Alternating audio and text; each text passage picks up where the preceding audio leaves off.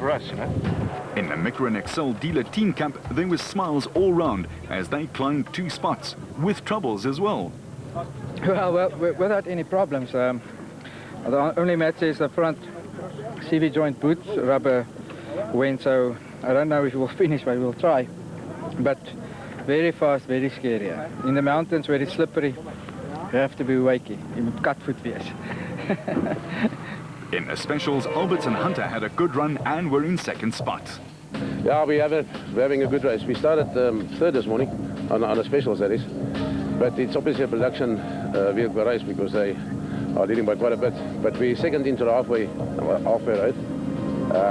But it's beautiful terrain. Snow in the mountains, you can't get better. So I just hope we can keep it together for another 250 k's. For the Atlas Copco crew, Nick and Ryan Harper, there was an incredible move. They were 8th overnight, but Cooley slotted in 4th in class and 13th overall. A massive improvement. Oh, it was a very, very fast race, you know, but so far we seem to be moving slowly through the field. So we've just got to get it home and get some points here, you know. It must be very uncomfortable in the car, in open cars in this weather. Look, it's pretty cold and we've been driving through snow and it's slippery, but I've got my very good rain suits on, so I'm actually staying warm, which is helping me, you know. Matthews and Smith came home 6th behind Herman Silwalt and Mornay Muller, but the cars were showing the signs of a tough and exacting route, which asked a lot of different questions to the ones that the guys were used to answering. No, it's going good. This morning we got past Nardis and we got past Alfie Rongslot, we got past him, and we've been the lead in the special so far. But we've had a power steering failure. A pump has blown on us the last 40 k's. So driving in that snow without the power steering, it's a bit dangerous. So we're going to try and change it, and hopefully we'll get back in time, or maybe behind the 3rd special, and then we'll try and pick it up to the end. The last section of the route's nice. Running through snow and people throwing snowballs at us. It was lekker.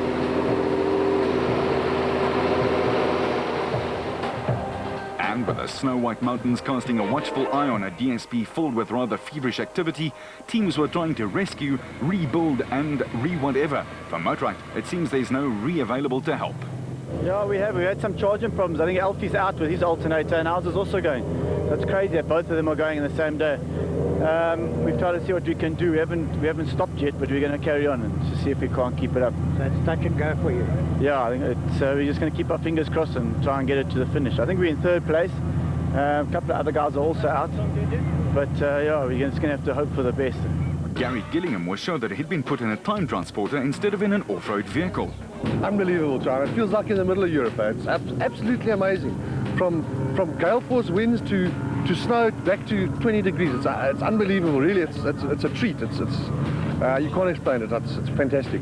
And the route, you enjoying yourself? Yeah, the route's great. It's just some of the open roads are a bit hair-raising with buckies coming out against you, but it's got everything. Forests, fast sections, rocky. Yeah, it's lekker. It looks like they've done a good job. For Henry Zamatin, there was an oily problem, and no, it wasn't his hair. Car's using a little bit of oil, but she's always done that. We need to have a look at the rings that we've used, but for the rest she's perfect. Absolutely no problem. The route, you say, is stunning. Route stunning, it's very quick. We run out of revs in short order. You know, the car's geared for short, tight racing, and when you get these long open stretches, you can only rev it till the rev limiter, and then you sit and you hang in there. And that was what most of the guys were feeling, but they were certainly enjoying the display put on by the good Lord as far as the spectacular snow was concerned. As for the rest of the crews, drivers and helpers, each had a job to do in the 15 minutes that the cars were in, and they did it with a quiet air of determination. For Thomas Rundle in the Baden Tyres Nissan, there was a quick demotion, but they got that sorted too, in a hurry. Yeah, no, it's going very well. We worked our way up a lot this morning, and then about 20 k's from here, we had an electrical problem and we couldn't get the car started. It just cut out, and we lost probably about 8 places in production. So yeah, a little bit disappointing, but we're going to fight our way back until until the finish. Vehicle and asset finance from ABSA. Going off the beaten track. Finance from ABSA. Overcoming all obstacles. This is the Amathole 500, and with a homeward-bound journey ahead of the drivers, but that entailed more than 200 k's of rough, tough and fast racing ahead, the drivers, navigators and their teams were all hoping that the fine but cold weather would continue. It kept the cars and the tempest cool, while the mountain provided spectacular scenery. As they did in Botswana for all but the last few k's of around 1,000, Mark Grenier and Chris Birkin were still leading, but the Castrol Toyota had lost one eye in a meeting with a rather solid object.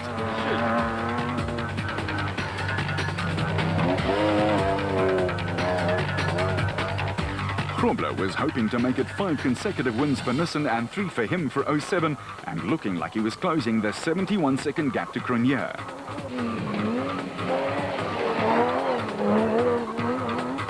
With his stablemate Duncan Voss, also a former national champion, applying his own pressure just behind the battle for the lead in the second Nissan Navara.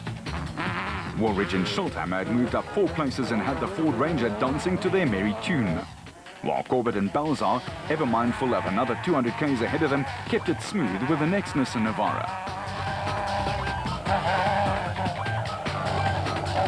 Alberts and Hunter and the Rapsa back were enjoying their stint up front and were finding it very much to their liking. As it was, there had already been 4 different winners in this special category this year. It looked like it might be 5.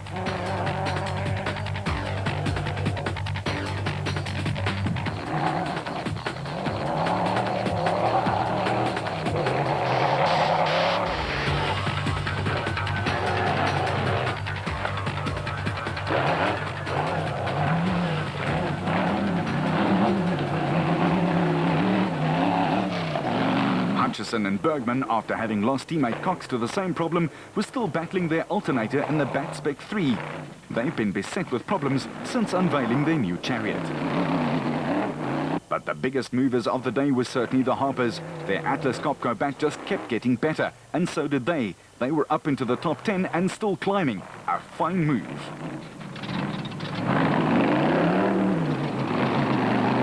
With Variawa also moving up the batting order in a fine drive. But he had Herman Silwat and Mornay Muller all over his exhaust pipes.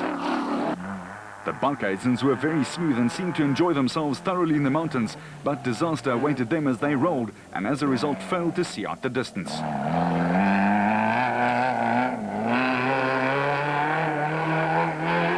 The Zermattens, conversely, were regaining their consistency in the Ryobi Nissan and were up into the top 12, looking for that top 10 and leading Class D.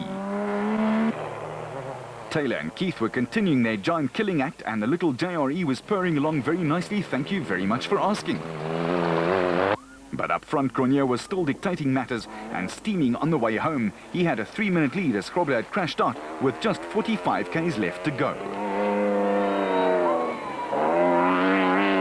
And that left Voss and Pitchford in the Hunter's seat, having to chase for all they were worth. And they did one heck of a job of it. That also elevated the Ford duo Woolridge and Schultheimer to 3rd, and with the locals hollering encouragement, the pair set about trying to close the gap to Voss.